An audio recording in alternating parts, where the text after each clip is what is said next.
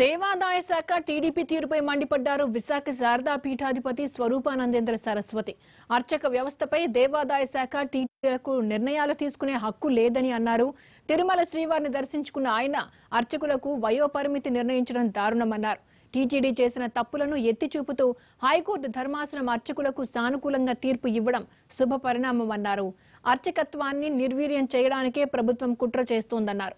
అర్చకత్వం అంటే గవర్నమెంట్ ఉద్యోగం కాదని, ఇదొక వంశపారంపర్యమైన వృత్తి అని స్పష్టం చేశారు స్వరూపానందేంద్ర సరస్వతి.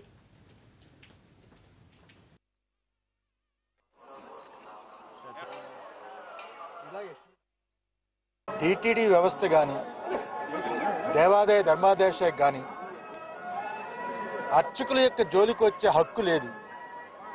ఎందువల్లంటే అర్చకత్వం అనేది అదొక వృత్తి. ఇతర కులాలకి చురకలకి చురకర్మ, అలాగే రజకులకి రజకుల కర్మ, వాళ్ళ వృత్తిలు ఎలాగో అర్చక వృత్తి బ్రాహ్మణులకి అది ప్రధానం. ఎందువల్లంటే ఇలాంటి అర్చకత్వాన్ని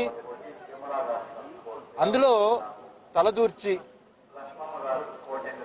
ఈ రకంగా వాళ్ళకు కూడా రిటైర్మెంట్ ఉండాలని దేవాదాయ ధర్మాదాయ శాఖ కానీ టీటీడీకి కానీ ఇటువంటి నిర్ణయాలు తీసుకోవడం దారుణం.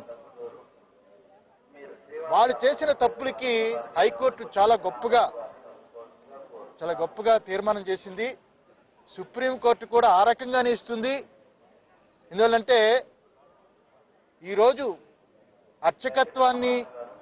అర్చకత్వాన్ని పూర్తిగా సర్వనాశనం చేయడానికి ప్రభుత్వాలు ప్రయత్నం చేస్తున్నాయి. అర్చకత్వం లేకపోతే దేవాలయాలు ఎలా ఉంటాయి?